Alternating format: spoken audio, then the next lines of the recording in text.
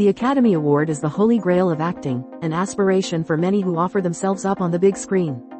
Unfortunately, the Academy is often very fickle, and it's sometimes difficult to tell what logic, or lack thereof, determines nominations.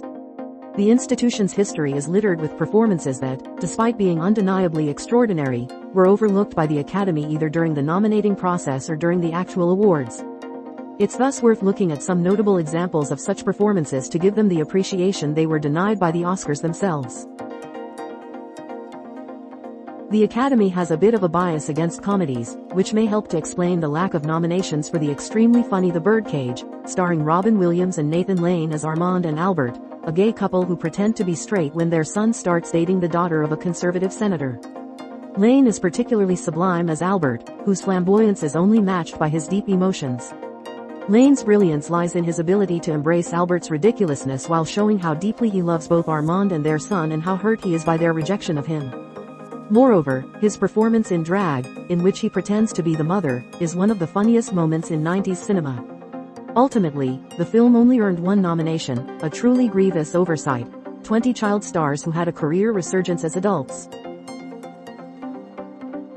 The late Angela Lansbury was beloved throughout her life, though she received particular acclaim and renown for her character of Jessica Fletcher in the long-running Murder, She Wrote. Arguably, her greatest screen performance was as the scheming, ruthless, and manipulative Eleanor Islin in The Manchurian Candidate. This was a side of Lansbury that would be overshadowed by her grandmotherly image of later years, but it was still a terrifyingly intense performance and demonstrated how talented and versatile of a performer she was throughout her career. Though nominated for an Oscar, she ultimately lost out to Patty Duke in The Miracle Worker. In the annals of Hollywood, few stars shone as brightly or tragically as Judy Garland. Aside from her splendid turn in The Wizard of Oz, arguably her best performance was in the gut-wrenching melodrama musical A Star is Born, in which she played Esther Blodgett Vicky Lester, the young ingenue taken under the wing of the established star Norman Maine, played by James Mason. It's a role perfectly suited to Garland, who not only has the pipes but the acting range, and her heartbreak at Norman's struggles with addiction is palpable.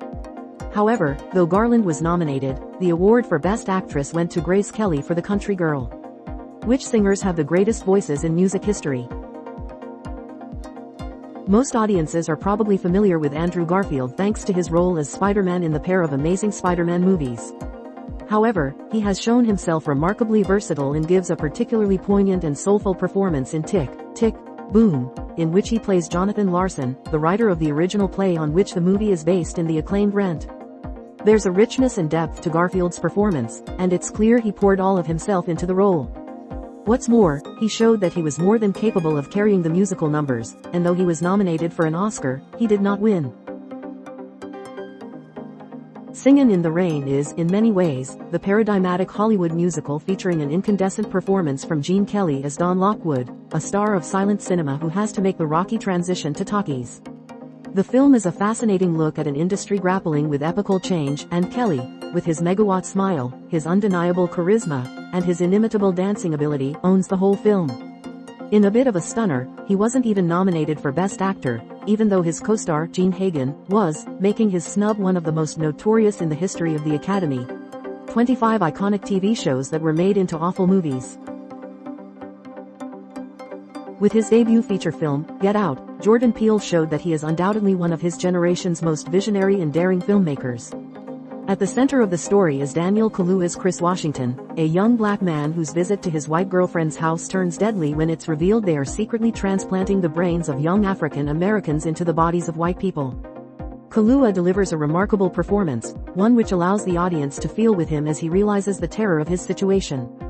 Though he would go on to earn a nomination for Best Actor, he ultimately lost, but he would go on to win the Oscar for Best Supporting Actor for the film Judas and the Black Messiah. The murder of the boy Emmett Till remains one of the most horrifying incidents of racist violence in the history of 20th century America.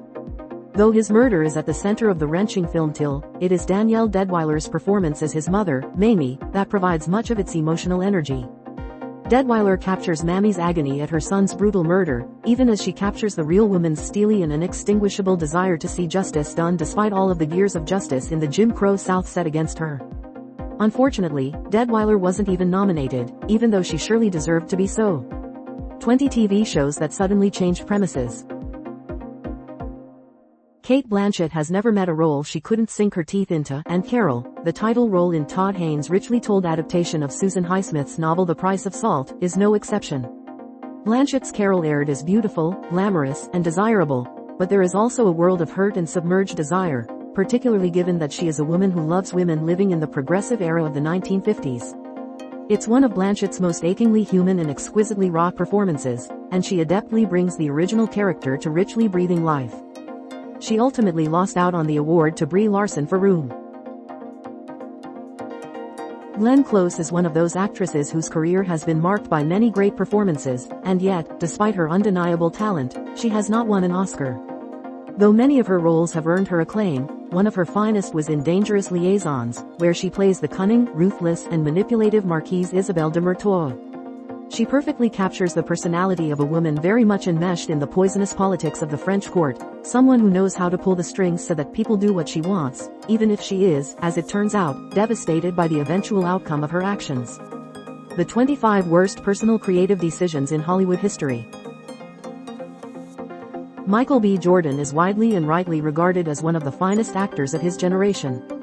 His undeniable charisma is very much in evidence in Creed, where he plays Adonis Creed, the son of Apollo Creed from the original series of Rocky films. Jordan brings out so many of the character's key traits, particularly his pain, but also shows his softer, gentler side.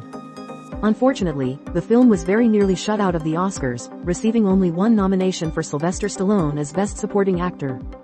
This is a shame, particularly as Jordan would go on to shine further in the two sequels. Ang Lee's Brokeback Mountain is a remarkable cinematic achievement and a moving adaptation of Annie Proulx's beloved short story about two cowboys whose forbidden love disrupts both of their lives and sets them on a tragic course. Heath Ledger gave one of his best performances as the deeply closeted Ennis Del Mar, a man so wedded to ideas of Old West masculinity that he finds it difficult to get emotionally close to anyone, whether his wife or his beloved Jack. There's so much pain and vulnerability in Ledger's performance. Like many others, he was nominated for Best Actor but ultimately lost to Philip Seymour Hoffman for Capote, 20 celebrities who worked normal jobs after making it big. Ridley Scott's Gladiator helped return the ancient world epic to prominence in the pop culture imagination. Though Russell Crowe's Maximus is the story's center, and his transformation from general to gladiator to freedom fighter is remarkably moving, Joaquin Phoenix's deranged and petulant Emperor Commodus frequently steals the show.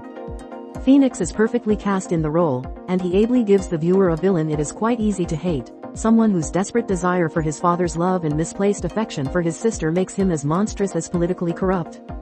Though nominated for Best Supporting Actor, he ultimately didn't take home the prize.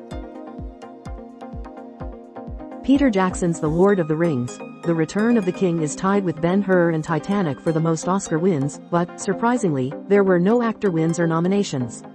This is truly a shame, as Ian McKellen is masterful as Gandalf the White, who plays a key role in the efforts to defeat the Dark Lord Sauron.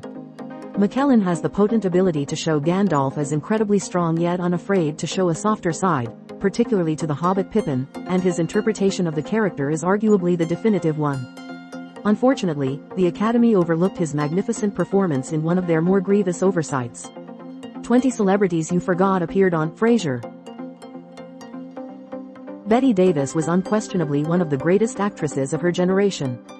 She was known for her incredible work ethic and ability and willingness to play unlikable characters. Margot Channing of All About Eve is one of her most indelible creations, a fading Broadway actress who takes Anne Baxter's Eve under her wing, only to discover she has her eyes on Margot's fame. Davis's ability to deliver a withering remark or a zingy one-liner is second to none, but, like Gloria Swanson of Sunset Boulevard, she lost out on the Academy Award to Judy Holliday for Born Yesterday. Even though she had been one of Hollywood's biggest stars during the silent era, by the time Sunset Boulevard was released in 1950, Gloria Swanson had largely moved to success in other venues.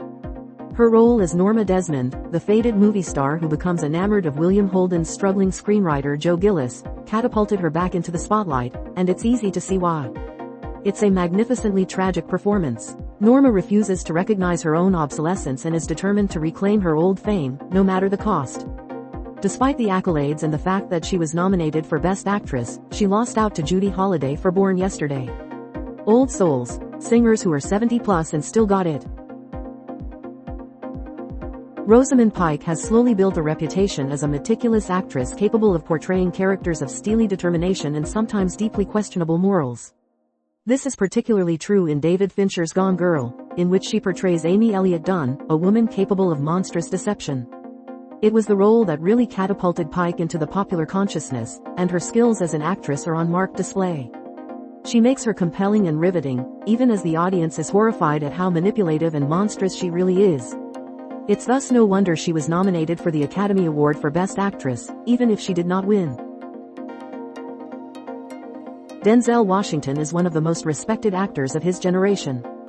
Though he has never given a bad performance, his turn as Malcolm X in Spike Lee's film of the same name is truly inspired. He brings this remarkable man to fiery life, to such a degree that he seems to simply be Malcolm X. He was ultimately nominated for the Academy Award for Best Actor, one of 2 noms the film received, his second after his win for Glory. He wouldn't win another Oscar until he won for Training Day in 2001. However, he would receive several other nominations, 20 iconic TV shows with notable feuds among the cast. Alice Walker's epistolary novel is the inspiration for Steven Spielberg's film The Color Purple, which stars Whoopi Goldberg as Celie, a young black woman who endures decades of abuse at her husband's hands before finally finding her inner strength. It was Goldberg's breakout role and the one that established her as a bona fide movie star, and she superbly captures Celie's extraordinary transformation, capturing the many shades of her character. She received justified acclaim for her role, but while nominated for an Academy Award for Best Actress, she lost out to Geraldine Page for The Trip to Bountiful. The plays of Tennessee Williams have been adapted for the cinema many times, but arguably, one of the very best is A Streetcar Named Desire. It perfectly captures the Southern Gothic feeling of the original play. A key part of the film's appeal is the performance of Marlon Brando as Stanley Kowalski. Brutish yet undeniably sexual, Brando is magnetic in the role, and it helped to make him one of Hollywood's biggest stars. It's a small wonder that he was nominated for an Oscar, even though, unlike his co-stars, Vivien Leigh, Carl Hunter, and Kim Hunter, he didn't take home the statue at the end of the night. 20 unrelated celebrities who look like twins. For quite a long time, Citizen Kane was regarded as the best movie ever made, and even now, it retains its powerful allure. Much of this is due to Orson Welles' direction, but it can also be attributed to his performance as the title character, Charles Foster Kane, a very thinly disguised reference to William Randolph Hearst among others. It's one of Welles' most inspired creations, as he seems to fully inhabit the life, mind, and body of this extraordinarily complicated individual. Unsurprisingly, Welles would receive an Oscar nom for Best Actor, though he would lose out to Gary Cooper for Sergeant York, though he would share the award for Best Original Screenplay with Herman J. Mankiewicz. Did you enjoy this slideshow?